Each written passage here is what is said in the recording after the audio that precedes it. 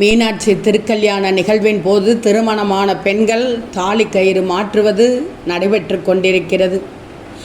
அவ்வாறு செய்ய நினைப்பவர்கள் வீட்டிலேயே இதை பின்பற்றலாம்.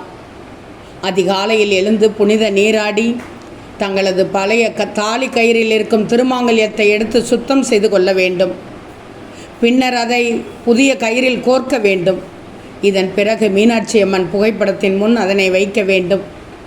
மீனாட்சி அம்மன் திருக்கல்யாணத்தை நேரில் காண குறிப்பிட்ட நபர்களுக்கு மட்டுமே அனுமதி அளிக்கப்பட்டுள்ளதால் பெரும்பாலானவர்கள் நேரலை மூலமாக பார்க்கிறார்கள். கோவிலுக்கு வருபவர்கள் கையில் வரும்போது தாலி கயிறை கொண்டு வந்து திருக்கல்யாணம் முடிந்தவுடன் மாற்றிக்கொள்ளலாம். வீட்டில் மாற்றுபவர்கள் சரியாக நேரலையில் தாலி கட்டும் வைபவம் நடந்தேறியவுடன் தங்களது கணவரை திருமாங்கல்யத்தை கட்டச் சொல்லலாம்.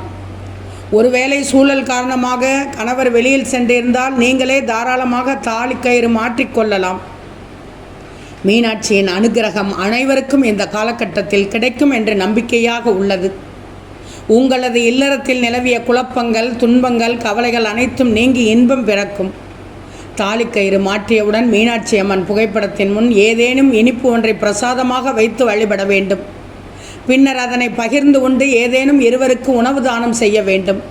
இவ்வாறு செய்வதால் வாழ்க்கையில் முன்னேற்றமும் மகிழ்ச்சியும் உண்டாகும் என்று நம்பப்படுகிறது.